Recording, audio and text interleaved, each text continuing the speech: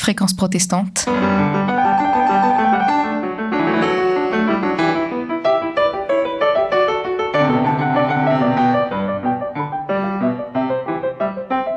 Philippe Bilger. Philippe Bilger les soumet à la question.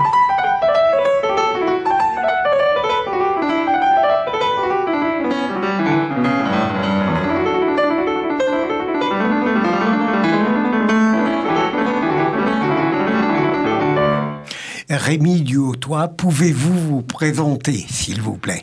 Bonjour, Rémi Duhautois, donc je suis le directeur du haut niveau de la Fédération française de natation. Très bien.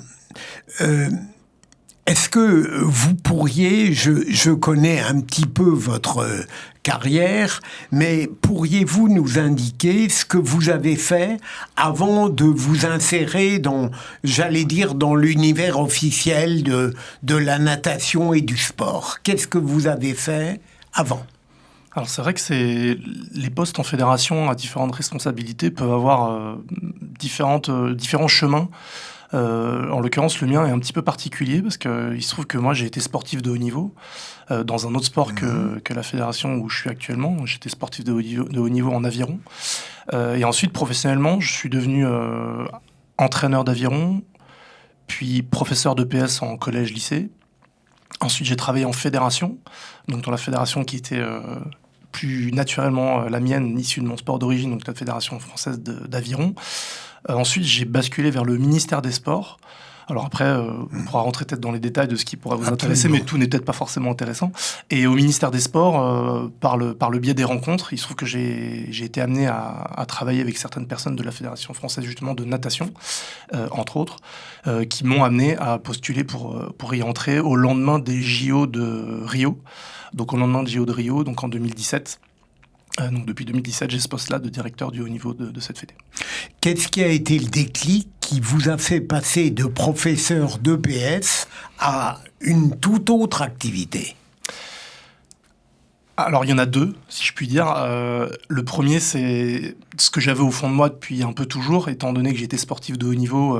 C'est vrai que j'étais de toute façon attiré par le très haut niveau et la pratique de performance sportive. Donc, la pratique en fédération m'attirait. J'avais gardé des liens avec ma fédération d'origine. Ça, c'est une première raison qui est un petit peu louable.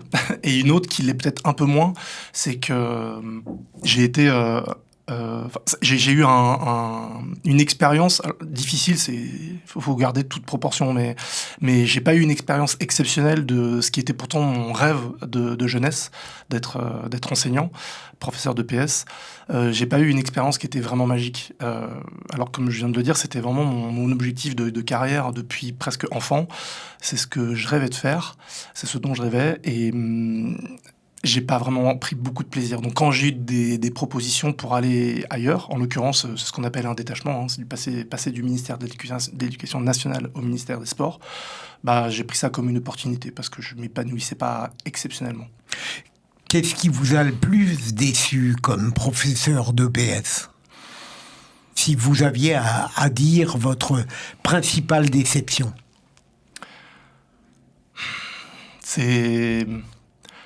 Alors, j'aime pas du tout cracher dans la soupe parce que c'est mon corps d'origine, on va dire. Donc, je vais pas dire que la relation avec tous mes collègues a été difficile parce qu'elle a été très bonne en majeure partie. Mais c'est vrai que c'est difficile j'ai trouvé, en tout cas, je sais pas si ça l'est, mais moi, j'ai trouvé difficile d'être confronté à des difficultés qui sont assez dures, parce qu'il se trouve que quand on commence régulièrement une carrière d'enseignant, on est dans des milieux plutôt difficiles, en tout cas défavorisés, parce que c'est des établissements qui sont moins demandés, donc on a moins de points, donc on commence dans un établissement qui est pas facile, alors qu'on n'a aucune expérience. On est très jeune, que ce soit par l'âge ou l'expérience. En l'occurrence, c'était par les deux. Et on est à la fois un petit peu démunis face à des difficultés qui sont face à nous, et à la fois avec des collègues qui sont parfois très routiniers. C'est-à-dire que des collègues qui sont là depuis très longtemps peuvent être, en tout cas moi je l'ai senti comme ça, étaient parfois pas désabusés, mais un jeune collègue qui arrive, motivé, bon tu verras dans 10 ans, t'en auras marre, tu te calmeras. J'ai pas senti un engouement énorme à créer des choses nouvelles, à vouloir apporter des choses. Disons que c'était plus facile de se ranger derrière pas l'anonymat, mais derrière ce qui se fait, de rien apporter de nouveau, plutôt que de vouloir créer des choses. Moi, j'avais envie de créer des choses, c'est ce que j'adore faire dans toutes les fonctions que j'ai eues. Et là, j'avais un peu de mal à créer des choses, à apporter des nouvelles choses. C'est pas moi qui l'ai dit, que c'est un gros mammouth. Donc, je crois, la plus grosse entreprise de France, même si elle est publique. Donc, c'est pas facile d'y faire sa place. Est-ce qu'on peut dire que votre premier grand bonheur sportif en matière d'aviron a été votre titre en 2001 de champion du monde junior ? Oui, on peut le dire, mais après, très personnellement, moi, ce qui m'a le plus marqué, et d'ailleurs, pour l'avoir échangé avec pas mal de mes coéquipiers de l'époque et qui sont devenus bien plus forts que moi encore, qui ont fait des médailles olympiques, c'est souvent les premiers souvenirs des premières victoires de jeunesse. Et là, certes, j'étais jeune, j'avais 18 ans quand j'ai fait champion du monde junior, mais je me souviens et c'est anecdotique, mais d'une victoire très jeune, à 15 ans, en individuel, donc dans un bateau seul, à un niveau régional. Mais quand on gagne tout seul dans un bateau, qu'on est le meilleur de sa région, et qu'on n'a que 15 ans, ça fait des sentiments qui sont énormes et qui après sont pas plus forts en fait. On est champion du monde junior, on ressent presque la même chose. C'est parce que l'échelle a augmenté. Et lorsqu'on devient, moi je l'ai pas connu, mais apparemment médaillé olympique ou champion olympique, c'est des sentiments qui sont, alors certes, exacerbés par tout l'aspect populaire qu'il y a derrière et la reconnaissance du peuple, mais très personnellement, les toutes premières victoires, donc moi encore plus jeune que junior, quand j'ai tout débuté, que j'ai fait mes premières victoires individuelles, on va dire que c'est ça qui m'a encore plus marqué. C'est quoi le cadre de coupe qui vous a permis d'être champion du monde junior ? Alors c'est un bateau à 4, en effet, et 2 couples. Ça veut dire qu'on a 2 pelles chacun. Donc c'est-à-dire qu'en tout, il y a 8 pelles dans le bateau, parce que des fois, il y a des bateaux à 4 où on a une seule pelle par rameur, donc on appelle ça le 4 sans barreur. Mais donc le 4, 2 couples, ça veut dire qu'on est... Parce que des fois, le couple, ça veut dire qu'on croit qu'on est 2, mais non, ça veut dire qu'on a 2 pelles. Donc là, on était 4 avec chacun 2 pelles. Vous aviez quel âge à l'époque ? Alors, en 2001 j'avais 18 ans. 18 ans. On avait tout le bateau, on avait 18 ans. Après...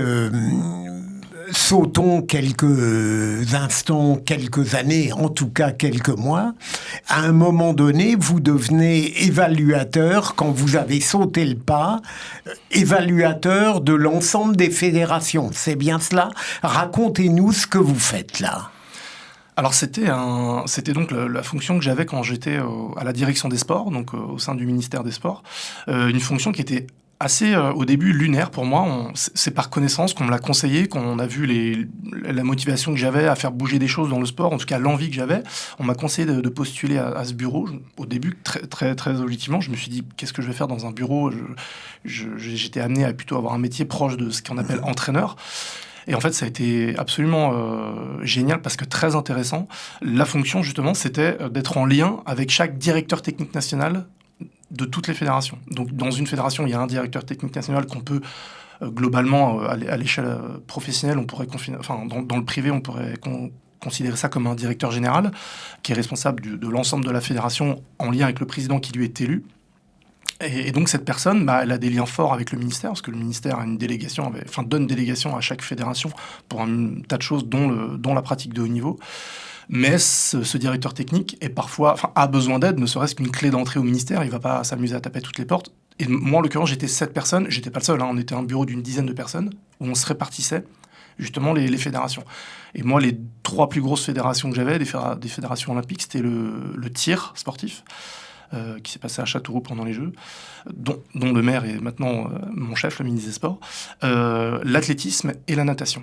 Et c'est justement avec la natation que j'ai eu le plus de relations et qui m'ont amené après à postuler. Vous ne vous occupiez que de ces 3 fédérations ?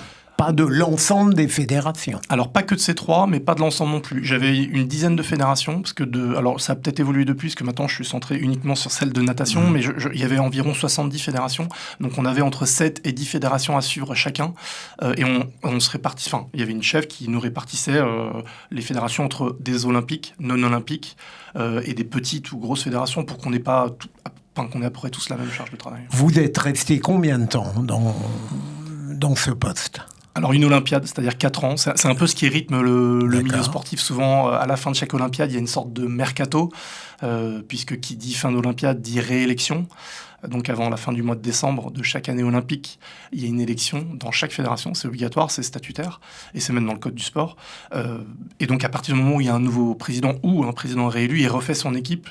Donc ça, fois toutes les fédérations, ça amène à des mouvements de personnel potentiel. Et donc moi, il se trouve que je suis resté du coup 4 ans le temps d'une Olympiade dans ce bureau du ministère. Comment est-on jugé Est-ce que celui qui fait mal son travail ou celui qui le fait bien est jugé de la même manière? Y a-t-il des critères d'évaluation ou non dans ce poste-là? Les critères pour nous, ils étaient en fait d'un point de vue comment on répond aux commandes. Pour nous, en tant qu'évaluateurs, comment on répond aux commandes, du ministre et de son cabinet, et 2, du directeur des sports. Le directeur des sports qui est la cheville ouvrière du cabinet et du fonctionnement du ministère. Mais donc nous, c'est surtout j'ai envie de dire, moi, j'ai jamais été le chef de ce bureau-là, mais comment je l'ai senti, la meilleure façon d'être, la façon la primordiale en tout cas d'être évalué, c'était la réactivité. Parce que le sport, en l'occurrence de haut niveau, c'est un monde qui est fait de... C'est pas le seul, mais où la réactivité est quand même primordiale, et le fait d'être disponible, presque du tac au tac, de répondre dans un sens comme dans l'autre, quand c'est une commande du ministère pour une fédération, être réactif, ou quand c'est une fédération qui a besoin de quelque chose du ministère, être réactif dans l'autre sens. Donc dans les deux sens, je dirais que c'est ça, la réactivité, qui était le plus important. Est-ce que vous avez senti, de mon point de vue, ce défaut français dans quelque univers que ce soit, que les gens ne sont pas précisément très réactifs et très efficaces? Alors moi, j'ai eu la chance, je pense, d'être à une période où c'est pour ça que j'en ai une super expérience, où ce bureau, qui était pas énorme, au sein du ministère, fonctionnait extrêmement bien. Donc pour le coup, c'était très efficace. Après, oui, il y a des rouages que je ne connais pas forcément bien, qui fonctionnent peut-être différemment, mais en l'occurrence, j'ai pas ressenti ça, non. C'était vraiment une direction qui fonctionnait très bien. Et c'est justement ce que j'ai beaucoup apprécié. C'était une ambiance de travail qui était très intéressante et enrichissante. Si vous aviez à dire à propos de ce travail de 4 ans, votre principale qualité? Sur ce travail de 4 ans, je pense que ma principale qualité, c'était de réussir à m'adapter aux différentes personnes. Donc la capacité d'adaptation, c'est-à-dire que pour moi, ce qui m'a semblé le plus important, c'est qu'il y a aussi tout un tas de personnel administratif au sein du ministère qui sont hyper importants. Et moi, je m'en souviens très bien, qui étaient des dames plutôt en fin de carrière, adorables, qu'on peut appeler des secrétaires ou autres, mais qui étaient hyper importants pour aller vite et pour être efficaces. Et certaines fois, il y a certaines personnes qui sont pas forcément habiles avec ces gens-là, avec qui ça passe pas bien, et qui du coup après, quand il faut leur demander un coup de main pour des dossiers lourds, ça passait moins bien. Moi, justement, j'arrivais bien à être proche de ces gens-là, tout en réussissant à être proche du directeur des sports ou même du cabinet du ministre, ou des différents DTN qui étaient plus ou moins importants, des DTN de petites fédérations ou des grands DTN de l'athlétisme ou autres. J'arrivais à m'adapter à chacun des profils qui étaient tous très différents. Et si vous avez une faiblesse? La faiblesse que j'ai eue, peut-être, c'est pas toujours facile d'être objectif là-dessus, mais peut-être certaines fois d'être trop proche de certains, en l'occurrence DTN, justement, avec qui on travaillait. C'est souvent devenu alors, amis, c'est beaucoup dire, mais c'est devenu des proches avec qui on était, on passait des moments, ça nous arrivait même de boire un verre ensemble. Peut-être que ça, c'était... J'en ai pas souffert, mais peut-être que c'est peut-être un défaut. Parce que si on veut pouvoir rester objectif sur du long terme, peut-être qu'il faut garder une certaine distance. Mais pour le coup, le milieu du sport de haut niveau... c'est un très petit milieu où justement cette qualité-là, pour regarder la distance, c'est pas facile à avoir, parce que qui dit petit milieu dit qu'on tourne un peu en rond et qu'on se connaît tous rapidement. Lorsque vous quittez cette fonction, est-ce que c'est à ce moment-là que vous devenez responsable du haut niveau en natation ? Exactement. Alors, après, le détail de comment j'y suis arrivé, c'était pas très important, mais oui, c'est à ce moment-là. Et qu'est-ce que ça veut dire concrètement, ça? Responsable du haut niveau en natation. D'ailleurs, comment départage-t-on le haut niveau du moins haut niveau, voire du niveau médiocre? Alors On va rentrer dans les détails. Alors, rentrons dans les détails.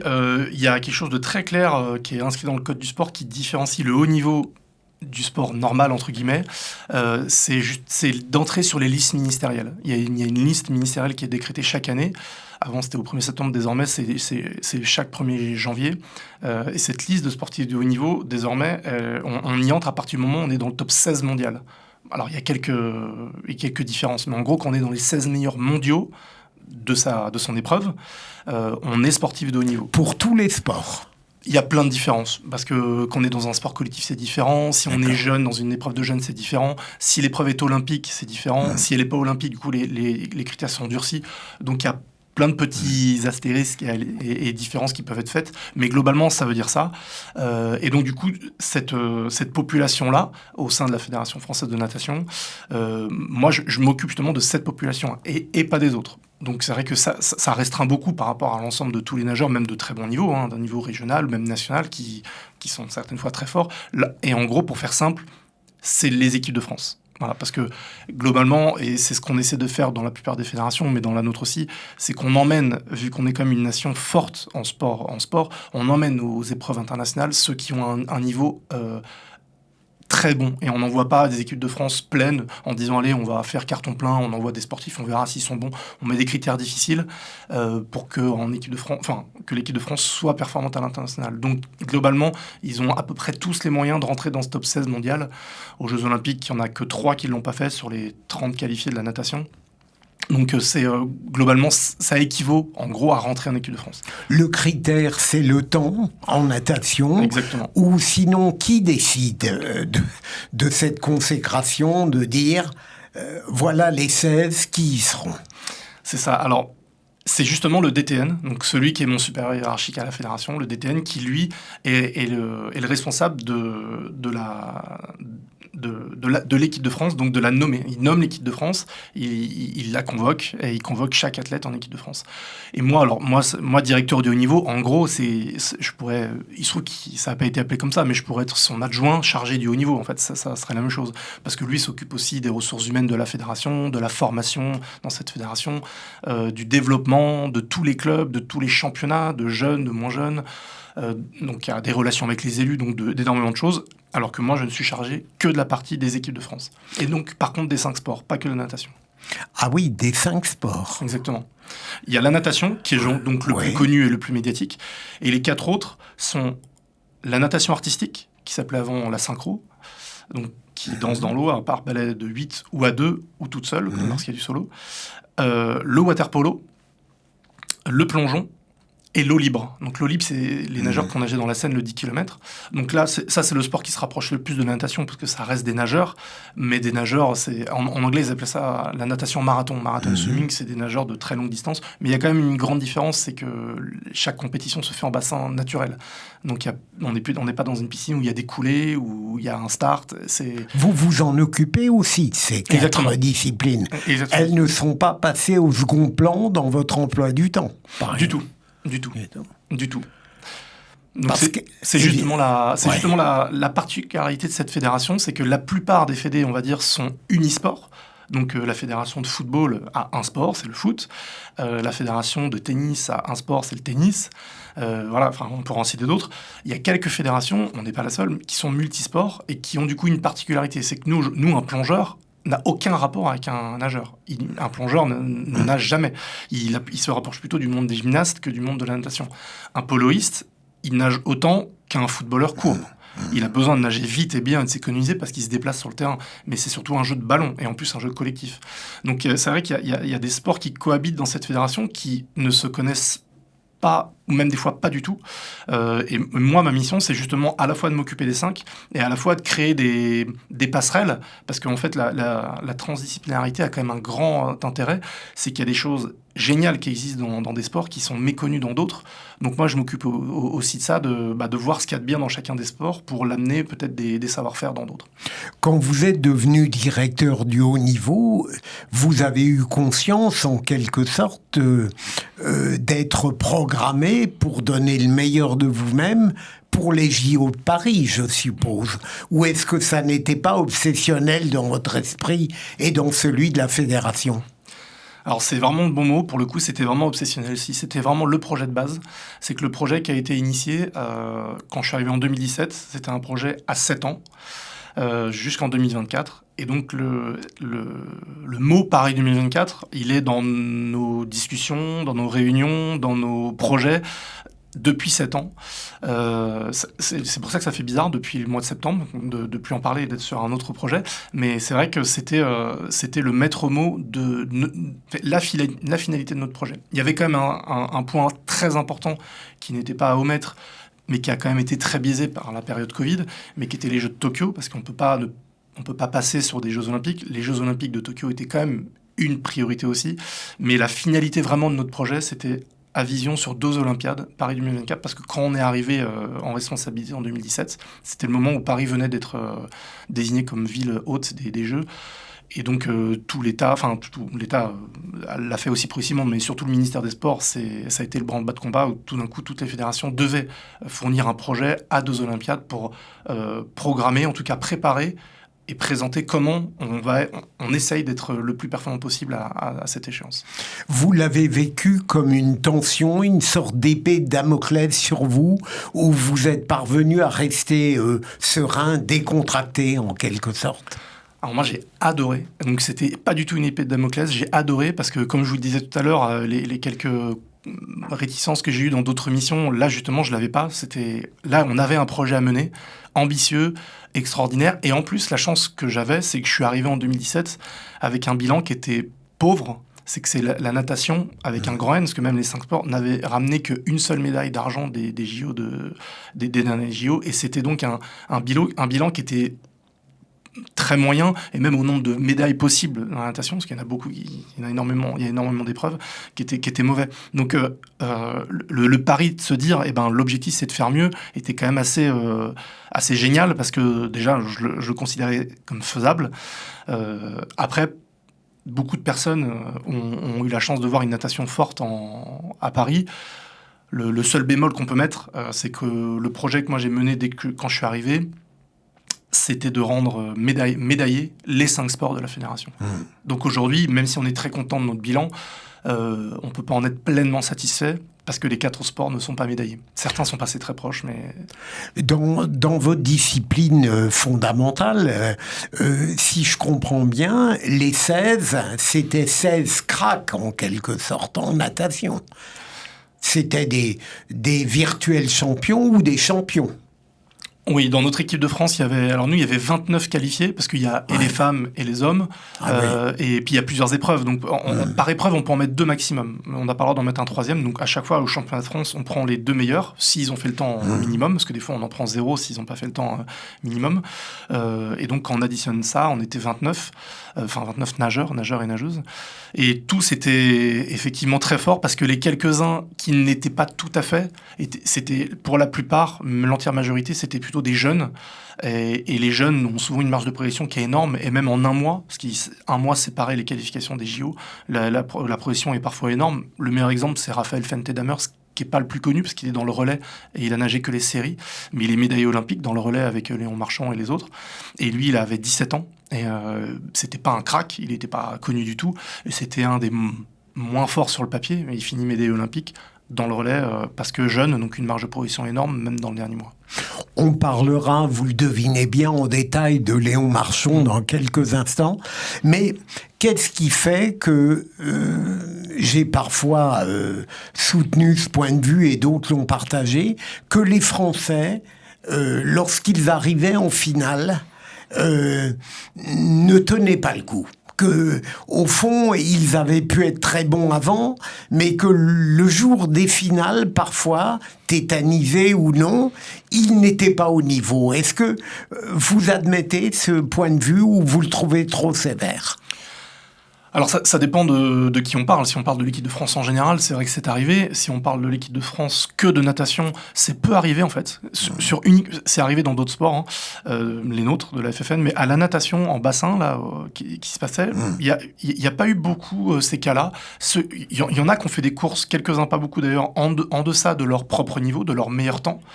Pour vous dire, il y en avait 3 sur les 29. Mais donc les 26 autres ont fait un meilleur temps, ont battu leur record. Ce qui est quand même génial, parce que c'est quand même l'objectif même, c'est d'arriver en forme et de faire le meilleur qu'on ait jamais fait au moment le plus important de sa carrière. Donc ça, quand on a fait ça, quand on a fait mieux que son meilleur temps, pour moi, on peut pas dire qu'on a mal réussi. Après, oui, si on est 8e sur 8 de la finale, on est déçu, c'est pas terrible pour le public, mais si on regarde dans les détails le temps qui est effectué et qu'on regarde que c'est le meilleur temps jamais fait de la nageuse ou du nageur, on peut pas dire que c'est une contre-performance. Alors on peut dire il s'est peut-être pas dépassé comme on l'aurait rêvé, chose qui arrive des fois, mais globalement, pour nous, c'est peu arrivé en natation, très très peu. Sans donner de nom, vous avez été parfois très déçu de la prestation de tel ou tel nageur, ou de telle ou telle nageuse. Oui, et quand on est déçu, on est surtout pour le nageur en fait, ou la nageuse, parce que ça change pas énormément notre vie et notre carrière que le nageur ou la nageuse fasse sa meilleure performance à ce moment-là. Mais par contre, quand on le suit depuis 7 ans et qu'on voit qu'il fait quelque chose qui est moins bien que ce qu'il vaut, on est très déçu, surtout pour lui ou pour elle, en fait. Donc c'est arrivé 1 ou 2 fois, bien sûr, je donnerai pas de nom, mais c'est arrivé. Mais c'est surtout pour le sportif qu'on est déçu, parce qu'on sait à quel point c'est dur, et c'est quand même une des particularités du sport de haut niveau, qui existe dans peu de domaines, où on s'entraîne parfois toute une vie, et à minima 4 ans, pour un moment, à un instant T. C'est-à-dire que c'est pas 1 minute après, c'est trop tard, 1 minute avant, c'est trop tôt, c'est à un instant T. Et c'est vrai que c'est terrible si on le loupe pour un petit détail, alors on sait tout ce qu'il y a derrière, et les nageurs et les nageuses, on a passé beaucoup de temps avec eux, c'est surtout pour eux qu'on est déçus. C'est pas tant pour nous. Vous n'avez jamais été amené à faire preuve d'autorité, à, par exemple, vous énerver en disant on attendait mieux de vous, vous n'avez pas donné le maximum. Ça vous est arrivé, ça ? Devant certaines contre-performances ?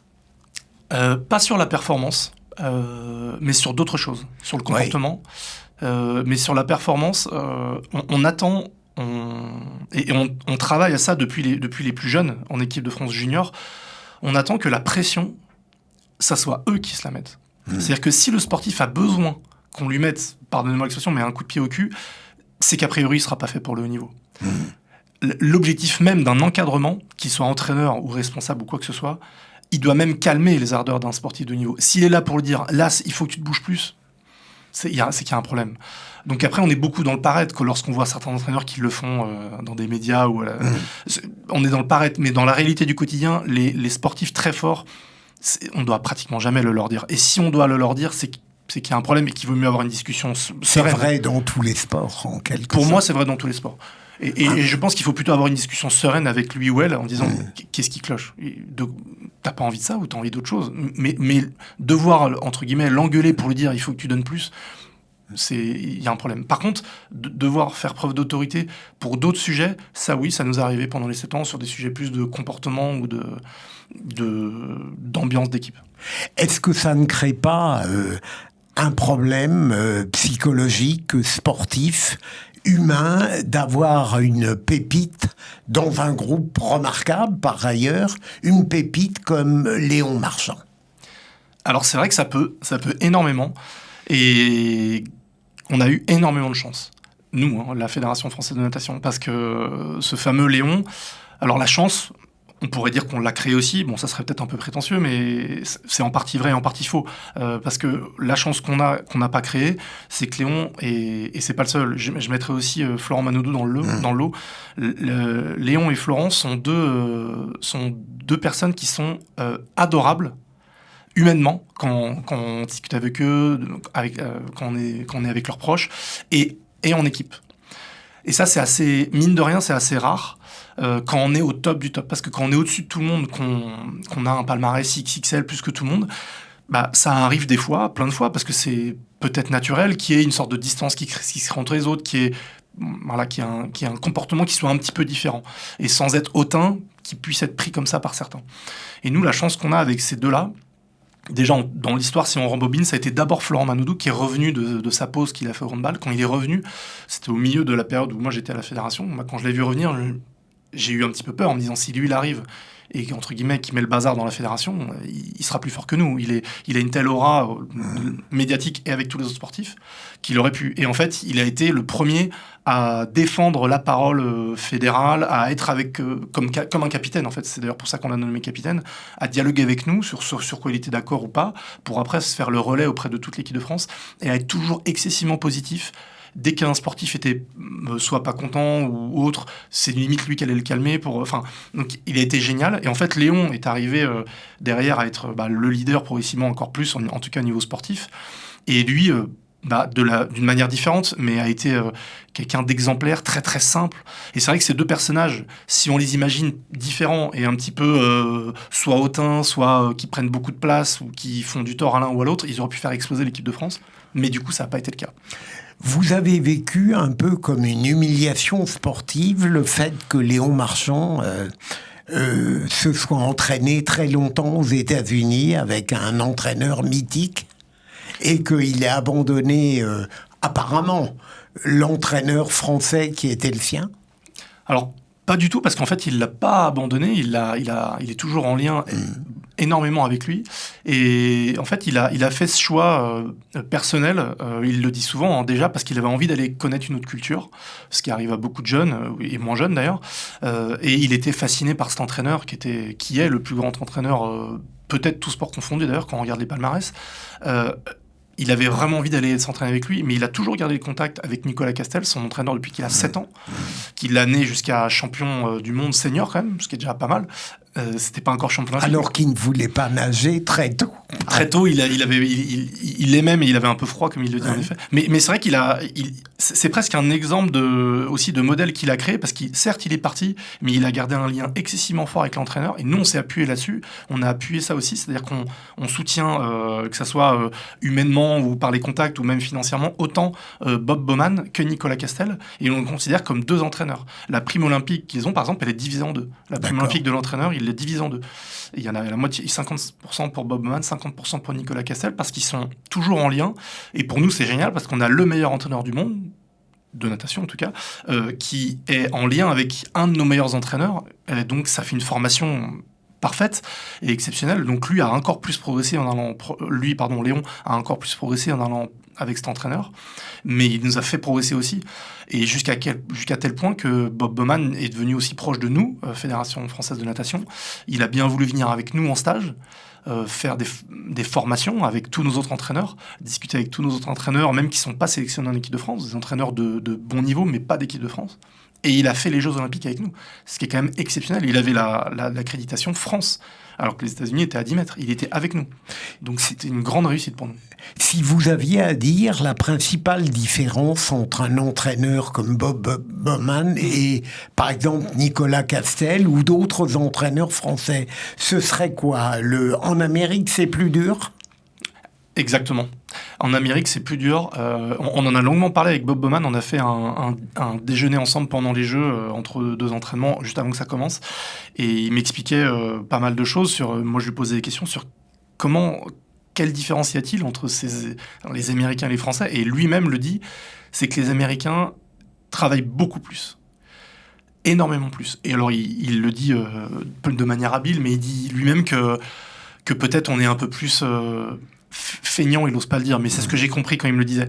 Et d'ailleurs, il était assez habile parce qu'il disait les Européens. Il n'osait pas dire les Français. Mais il disait les Européens, il faut faire un peu plus attention à votre cadre de vie, à votre fatigue. Alors que les Américains, il le dit lui-même, lui, il peut taper dessus, taper dessus dans le bon sens du terme. Il ose faire des trucs très durs et dire si c'est pas content, tu sors, tu t'en vas et je t'entraîne plus. Chose à quoi je lui ai répondu, parce qu'on dialoguait là-dessus. J'imagine que tu as raison, il y a certainement une différence parce qu'il l'éprouve, il la voit, mais je pense aussi qu'une des différences marquantes de ça, c'est tout simplement le banc, si j'ai envie de dire. C'est-à-dire que tout le public qu'il y a derrière. C'est-à-dire que Bob Bowman ou n'importe quel entraîneur américain, s'il dit à un très très bon, allez tu sors, je t'entraîne plus, juste derrière, il en a 10 quasiment du même niveau ou pas loin derrière. Nous, nos entraîneurs en France, s'ils ont la même dureté, très souvent ils vont se retrouver avec pas grand monde derrière. Et nous, c'est ce qui nous manque, c'est une grosse densité. On a très souvent de très bons nageurs, on en a, mais malheureusement, on a du mal à avoir une très grosse densité. Et derrière, ils sont rarement talonnés par quelqu'un de très près, les très près. On vous a vu, Rémi Duhautois, lors des JO, accompagner Léon Marchand, je pense pour lui éviter les médias, le mettre dans de très bonnes conditions. Essayez de nous expliquer en détail, là, prenez votre temps, c'est le propre de cet entretien, tout ce que vous avez fait durant les JO, à tout point de vue, pour Léon Marchand, et vous n'avez pas sacrifié les autres, je suppose. Exactement. Alors en fait, Léon avait une particularité au-delà de son niveau, c'est qu'il allait cumuler 4 épreuves individuelles, plus des épreuves de relais. Et en fait, chaque épreuve, c'est une série, c'est-à-dire une course pour rien, entre guillemets, mais pour passer l'étape suivante, puis une demi-finale, puis une finale. Donc, globalement, vu son niveau, on savait, sans être devin, qu'il ferait les 3, il irait jusqu'au bout, il serait dans les 8 meilleurs de chacune de ces épreuves là où il était engagé. Et donc, en cumulant, on savait qu'il ferait déjà plus que 12 courses, c'était quasiment certain. Contrairement à la plupart des sportifs qui vont au jeu pour faire une, peut-être 2 s'ils passent, et allez, 3 si tout va bien, 3 courses. On va dire qu'elle est là la moyenne. Certains doublent et peuvent aller jusqu'à 6 courses, mais déjà rien que ça, c'est assez rare. Donc lui, en soi, avant même d'avoir quelconque médaille, il était déjà exceptionnel dans le cadre qu'on avait à gérer. Le village olympique était quand même relativement éloigné. C'était pas une spécificité de Paris. Dans tous les Jeux olympiques, ça se passe comme ça. On peut pas faire un village à côté de chaque épreuve sportive. Donc il y a un temps de trajet qui, aller-retour, fait globalement 1 heure. Donc quand on additionne 14 épreuves, 14 allers-retours, ne serait-ce que le temps de récupérer après, c'est faramineux. C'est presque infaisable, non, mais c'est vraiment beaucoup de fatigue, même en enlevant le sport.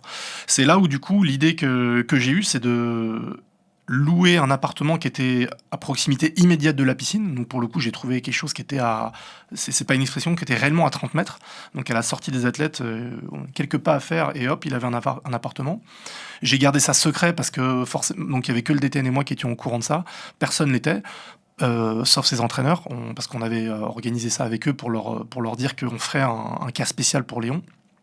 Et d'ailleurs, on l'avait aussi fait pour Maxime Grousset, parce que lui aussi, qui est médaillé dans le relais. Les 100 mètres, non ? Voilà, faisait le 100 mètres pape et le 100 mètres nage libre, et faisait du coup beaucoup d'épreuves, parce que aussi le 50 mètres nage libre et les relais. Donc ils avaient une chambre chacun dans cet appartement. Et donc du coup, on a mis ça en place. Donc, qui dit mettre ça en place, dit du coup s'occuper de beaucoup de choses, parce que quand on est dans le village olympique, on a une sécurité. C'est-à-dire que rien ne peut nous arriver. C'est-à-dire que jamais, le départ, c'est un détail, mais qui est déjà arrivé dans d'autres sports, jamais le départ sera donné sans Léon Marchand, par exemple. On l'attendra. S'il y a eu un problème, si le bus a un problème, les jeux organisent tout, donc sont responsables de toute la sécurité, pas que sécurité au sens physique, sécurité au sens que la compétition se déroule. Si on le sort du village, nous, fédération, on est responsable de tout. Le comité olympique, qu'il soit national ou international, se décharge de tout. Donc là, il fallait qu'on soit quand même plus que bon, et être au moins aussi bon que lui, sur une autre partie qui était là, pour le coup, très terre-à-terre, et c'était de l'organisation, pour qu'il puisse manger, qu'il puisse retourner dans son appartement sans qu'il y ait de problème. Et c'est vrai que le gros problème, c'était justement la nourriture. Donc on a organisé un système de traiteur pour que lui puisse avoir des menus organisés, que ce soit pas n'importe quoi. Donc on a vu ça avec une diététicienne, pour qu'il puisse avoir quelque chose de très cohérent. Et qu'il puisse manger matin, midi, soir tôt et soir tard, parce qu'il mange 4 fois par jour, pour qu'il puisse avoir quelque chose de cohérent. Parce qu'il n'allait pas se faire à manger dans un appartement, lui tout seul, entre les courses. Parce que l'emploi du temps était quand même très chargé. Donc on a mis tout ça en place. Et donc moi, étant donné qu'il fallait que je sois quand même à proximité, je restais proche de lui, pas dans l'appartement. J'avais un logement pas très loin, pour éviter qu'il y ait quelconque problème. J'avais pensé à des choses qui peuvent être toutes bêtes, mais si un voisin fait du bruit, fait la fête, si y a une alarme incendie dans son immeuble, quelque chose qui peut arriver, et qui dort pas de la nuit parce qu'il doit sortir. Donc moi, j'avais imaginé tout ça en me disant que je prenais un appartement juste à côté, secours, pour que s'il y a un problème, c'est les seules fois où ça m'est arrivé d'avoir mon téléphone jamais éteint. Je lui avais dit, voilà, tu m'appelles au moindre problème et on échangera d'appartement pour que tu puisses savoir. On va pas avoir 2 appartements qui prennent feu en même temps dans 2 immeubles différents. Donc voilà ce qu'on a mis en place. Et donc du coup, cette organisation a fait que j'étais auprès de lui parce que sa popularité est montée vraiment crescendo. C'était assez drôle de le vivre ensemble parce que lui-même, au début, il sortait, il marchait. Personne ne s'intéressait à lui parce qu'il était connu dans le monde de natation, oui, mais dans le monde extra-natation, personne dans la rue le reconnaissait. Donc il marchait tranquillement, personne ne lui demandait rien. Et puis les jours passaient un à un, et petit à petit, c'était 10, puis 20, puis 30, puis à la fin, c'était plusieurs centaines qui s'agglutinaient et qui essayaient de venir. Donc on organisait ces déplacements comme on pouvait, ça s'est bien passé, mais on a organisé ça avec un chauffeur aussi privé pour l'amener là où il fallait, quand il fallait qu'il aille autre part sur des lieux autres que la piscine. Mais vous ne vous occupiez pas de son activité sportive elle-même? Non, alors pour son activité sportive, il a son entraîneur qui est dans la piscine, qui lui, du coup, faisait plus d'allers-retours. Lui rentrait au village et revenait après. Mais lui avait aussi d'autres athlètes. Chaque entraîneur a à peu près entre 5 et 10 athlètes, enfin 5 et 7 athlètes plutôt maximum à s'occuper. Ils avaient d'autres athlètes à entraîner. Et donc du coup, eux, ils entraînent leurs sportifs, ils le voient arriver et ils prennent Léon. Allez, tiens, on va t'échauffer. Ils commencent à s'échauffer dans le bassin d'échauffement. Ils le prennent pour le préparer avant sa course. Moi, je suis toujours juste à côté pour vérifier que tout va bien et après m'occuper de lui à la fin quand il fait ses contrôles antidopage, quand il faut le faire ressortir de la piscine et pour vérifier que tout va bien, qu'il n'y ait pas de problème. En dehors de l'échauffement dont vous venez de parler, est-ce que lors des Jeux, Léon Marchand continue à s'entraîner lorsqu'il n'a pas de course, en quelque sorte? Est-ce que il continue à avaler les kilomètres, même lorsqu'il n'est pas appelé pour une épreuve? Il avale énormément de kilomètres parce qu'en fait, les courses se succèdent. Et il n'y a pas un jour où il a rien. C'est-à-dire que le jour où il a la finale d'une épreuve, il a la série de l'épreuve dont la finale est 2 jours après. Et donc en fait, il a jamais rien. Donc il est toujours en train de s'échauffer pour une course, de récupérer pour celle d'après. Et si bien que dans une journée, il faisait plus de 10 km de natation. Oui, mais juste ça, en s'échauffant. C'est les épreuves officielles. Est-ce qu'en dehors des épreuves officielles, lors des Jeux, il continue à s'entraîner par ailleurs? Pas le temps. Il n'a pas le temps. Pas le temps, parce que ses échauffements et ses récupérations et sa course lui prenaient l'entière journée. C'est qu'il lui prenait la matinée, en gros, de 10h à 13h.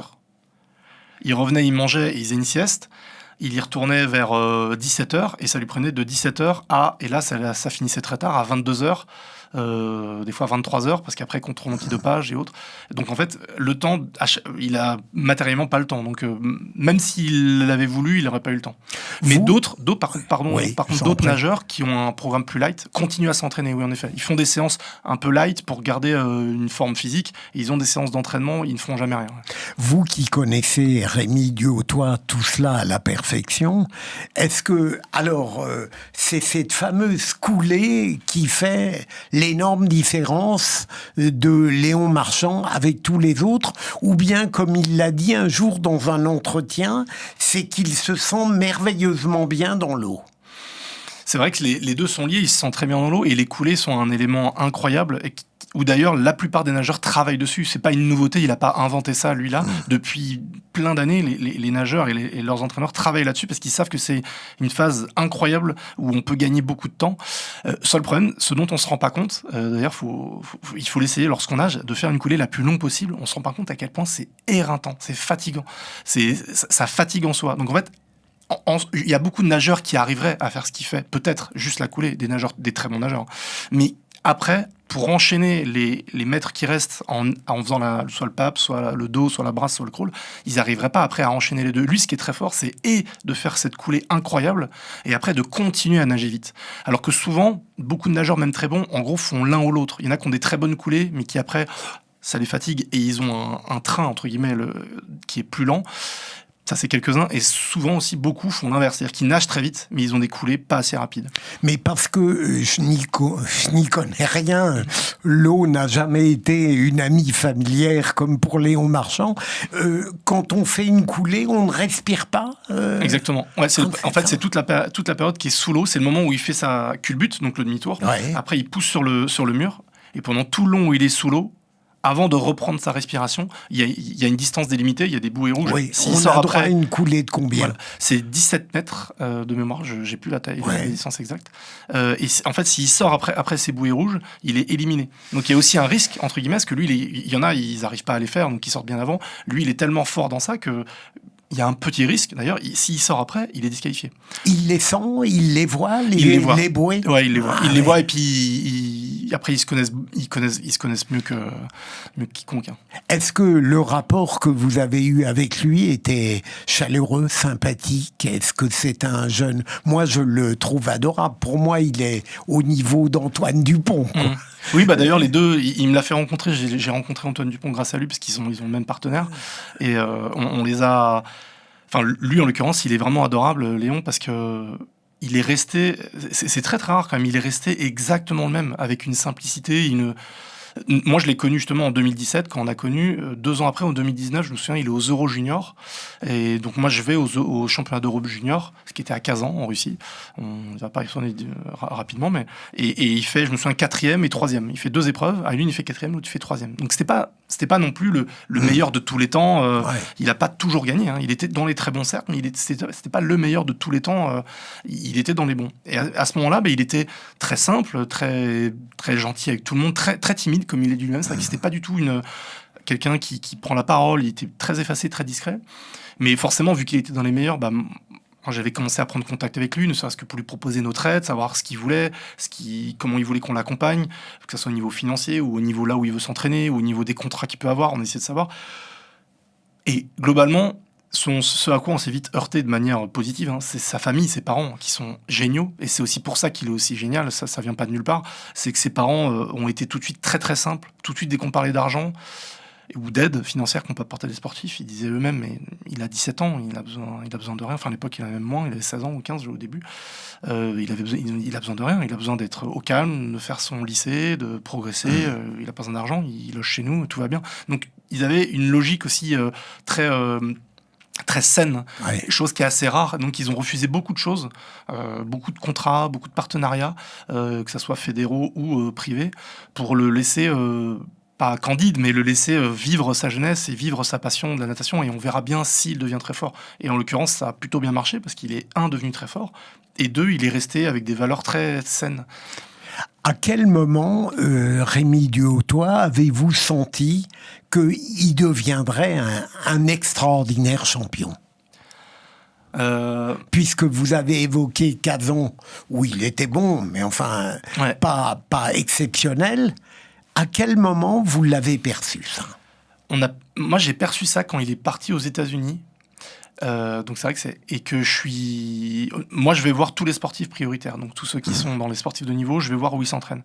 Donc quand je suis allé le voir pour la première fois, c'était en Arizona, à Phoenix, avec Bob Bowman. Et on le voit à chaque série, à chaque aller-retour même de piscine, il s'entraînait à côté du champion olympique en titre, Chase Callis, un Américain. Et à chaque, il le bat. Mais pas 1 fois sur 2 ou 2 fois sur 3 ou 4 fois sur 5. Tout le temps. Il était tout le temps devant. Tout le temps. Et le champion olympique en titre, il avait la langue qui pendait jusque-là, déprimé et à la fois content, parce que c'est devenu son meilleur ami maintenant, ils sont copains. Mais il savait que c'était lui le futur champion. Ça se voyait. En tout. Il le battait en tout. Dans les 4 nages, il le battait. C'était spectaculaire.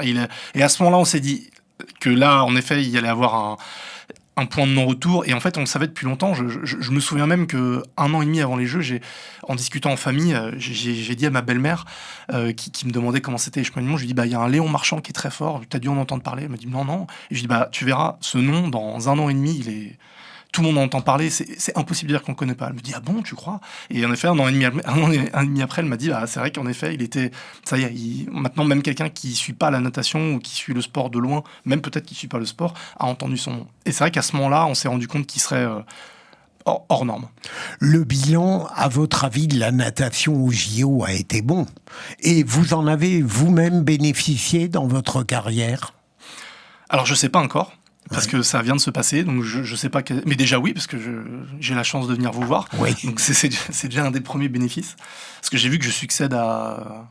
Il y a eu des Michel Onfray, ou François Hollande, absolument. ou Didier Bourdon. Voilà. Donc j'ai déjà, mais sinon j'ai pas vu j'ai pas encore pu palper les conséquences de cette réussite. Après, je suis assez réservé là-dessus parce que j'ai des homologues, des directeurs du haut niveau dans d'autres fédés qui font un très bon boulot et qui des fois ont la malchance ou enfin voilà, la situation qui fait qu'ils ramènent des fois aucune médaille. Ça veut pas du tout dire qu'ils sont moins bons ou qu'ils travaillent moins bien. Moi, j'aurais fait le même travail et Léon Marchand se serait blessé. On ne dirait pas que je suis bien ou que j'ai pas bien bossé. Donc après, je mets aussi de la mesure là-dessus parce que les résultats, c'est comme je disais tout à l'heure, c'est surtout pour les sportifs, c'est eux qui bénéficient. Nous, ce qui est important de voir, c'est ce qui a marché, ce qui a pas marché, et puis d'essayer de faire mieux encore la prochaine fois. Donc là, aujourd'hui, c'est ce que je m'évertue à faire, c'est d'essayer de trouver les failles de notre système et à l'inverse d'essayer de marquer d'un fer rouge ce qui a bien marché. Et puis de le projeter sur la prochaine Olympiade pour que ça soit encore mieux à Los Angeles et encore mieux à Brisbane. Et puis vous avez eu la chance d'avoir dans votre haut niveau un sportif exceptionnel. Tous les Français, même remarquables, ne nous permettaient pas d'espérer 4 médailles d'or. Clairement. Hein comment dire je voudrais parler d'une épreuve dont vous avez le record de France, qui peut apparaître totalement folle de l'extérieur. Vous devinez de quoi je veux vous parler. Vous nous en dites un mot, Rémi Duhautois. Oui, alors c'est vrai que 24 heures de rame, c'est bien ça. C'est ça, oui, c'est ça. Et vous battez le record de France. C'est ça, en février dernier, j'ai battu le record de France des 24 heures d'aviron indoor. Donc c'est le rameur d'intérieur, on voit à peu près ce que c'est, même si c'est pas le sport le plus connu. Donc c'est un défi un peu fou. Ça a dû être la crise de la quarantaine tel que je l'ai vécu. Je me suis lancé ce défi et je trouve que j'ai réussi. Mais en fait, c'était pas tout à fait dénué de sens.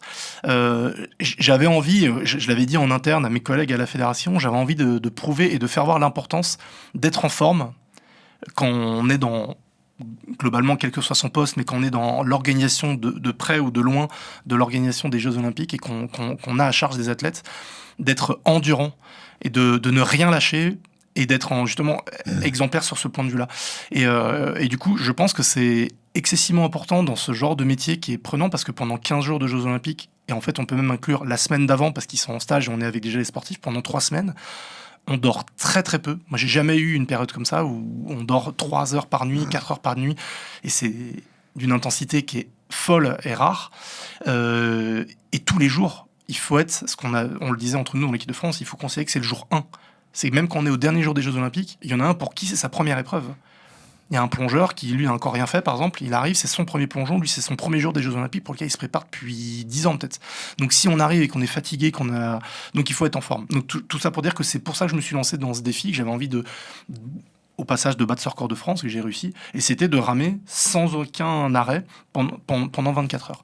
Donc, ça inclut plein de choses sur la nutrition, sur le sommeil, parce qu'il y en a pas, mais il faut le préparer, et la gestion de l'effort, parce que forcément, il faut y aller très progressivement, il ne faut pas partir trop fort, que j'ai trouvé assez intéressant, parce qu'il fallait se préparer pour, donc je me suis préparé à m'entraîner pour, et de connaissance sur soi, sur son propre corps, des limites qu'on peut atteindre, j'ai trouvé ça assez intéressant.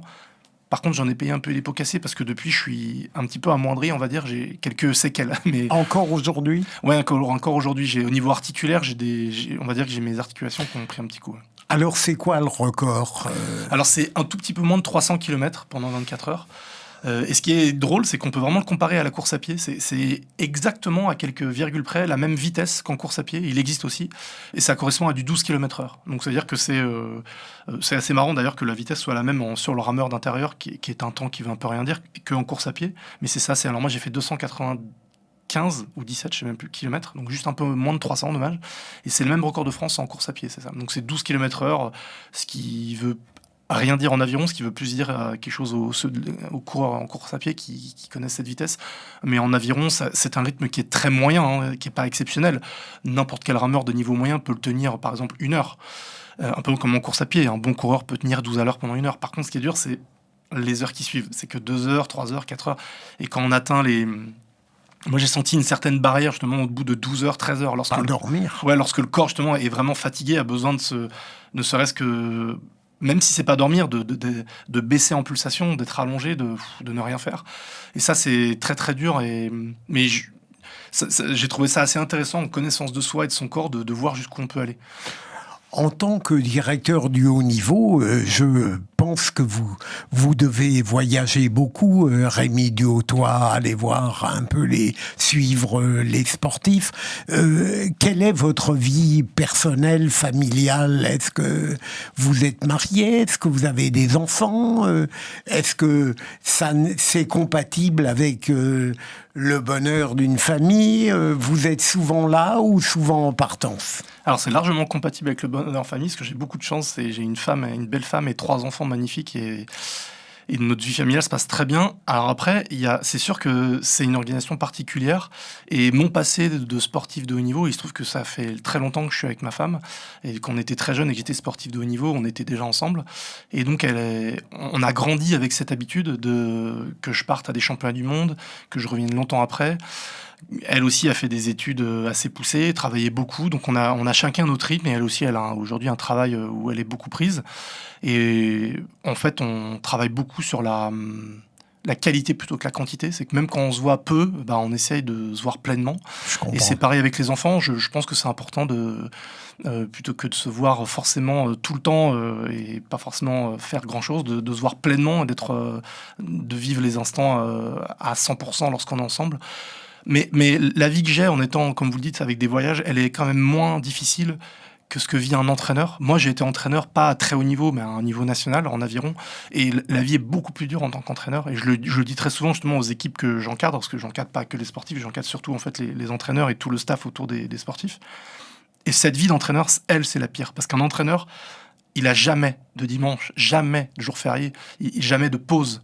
Donc oui, il part en compétition, en stage, mais en plus au quotidien, il peut pas dire à un athlète, on peut pas dire à un Teddy Riner ou à un Léon Marchand, non, aujourd'hui je bossais pas. Enfin, c'est impossible. Donc on va l'entraîner, mais lorsqu'on l'entraîne pas, moi ce que j'ai vécu pendant 3 semaines en lui disant je suis toujours disponible pour toi, eux les entraîneurs c'est ça constamment pour eux. Ils ont un rapport très fusionnel avec leur athlète et du coup c'est un rythme qui est horrible et pour le coup où là la vie de famille est très, très, très, très compliqué. Pour ma part, moi, je suis amené à faire des déplacements, mais lorsque je me déplace pas, par contre, je suis pleinement chez moi. J'ai la chance de voir mes enfants presque tous les soirs. Donc, quand je pars, oui, je suis en déplacement, mais c'est moins difficile que d'être entraîneur au quotidien. J'ai l'impression, Rémi Duhautois, en vous entendant, que vous êtes un homme de défi, vous aimez les épreuves, vous aimez le sport, vous aimez tout ce qu'offre la vie et tout ce qu'elle propose et peut-être tout ce qu'elle, malheureusement, tout ce qu'elle sollicite parfois de négatif, on ne sait jamais. Est-ce que c'est vrai? Et au fond, je vous écoute et je me dis, mais il serait parfaitement capable un jour de vouloir être ministre des Sports. En rigolant, c'est ce que me disent mes enfants. Ils me disent, mais pourquoi t'es pas ministre des Sports quand ils voient, parce que maintenant ils grandissent, il y en a une au lycée, et quand ils voient je leur dis, mais que c'est pas un métier qu'on choisit, on est nommé, donc que je le veuille ou non, ça changera pas grand-chose, sauf le jour où on me le propose. Mais c'est sûr que oui, en tout cas, les défis m'intéressent beaucoup et politiquement, sans avoir, je suis ouvert à beaucoup de choses, mais c'est sûr que des éléments qui m'ont donné foi et envie de faire beaucoup de choses, c'est depuis quelques années, depuis 2017 où je suis arrivé à la Fédération de natation et qu'on a eu un président très jeune et beaucoup de ministres et beaucoup de gens à responsabilité très jeunes, c'est vrai que je me dis aussi, pourquoi pas moi, un jour sur certaines missions où, même si je suis très heureux où je suis aujourd'hui, en fait, comme vous le dites, j'aime faire bouger les choses et suivre une doctrine où... Alors ça peut paraître pour un côté rebelle, mais devoir suivre ce qu'on me dit de faire, c'est pas quelque chose qui m'enthousiasme énormément. Alors peut-être que c'est une phrase que n'importe qui pourrait dire, mais en l'occurrence, devoir mener des projets et innover dans quelque chose et investir quelque chose de nouveau, c'est quelque chose, c'est vrai, qui m'anime beaucoup. Donc on verra ce que l'avenir me réserve, mais vous auriez des idées pour le futur ? À long terme ? Par exemple, même pour le sport ? Pour le sport, oui, je pense que, alors même si c'est quelque chose de très banal, parce que du monde le dit aujourd'hui, au lendemain de Paris 2024, mais les idées que j'ai à mon petit niveau du sport, qui est le plus petit budget de l'État, je pense vraiment que le sport doit être plus important dans notre société, et même, j'irais même plus loin, ça par contre tout le monde ne le dit pas, le sport de haut niveau. Parce qu'en fait, comme on le disait tout à l'heure, à la différence avec les États-Unis, c'est que le sport de haut niveau, j'en sais quelque chose, vu que je suis revenu de l'éducation nationale, dans l'éducation de nos jeunes est un gros mot. D'accord. C'est-à-dire que avoir une ambition de faire quelque chose de très grand dans le sport, c'est souvent pas banni, mais pas un objectif en soi. Et on préfère faire de l'éducation plutôt que de la performance. Moi, je serais plutôt intéressé par mettre en avant la performance. Vous avez démontré que vous êtes plausible avec ce dernier mot, performance. Merci beaucoup, Rémi Duhautois. Merci à vous.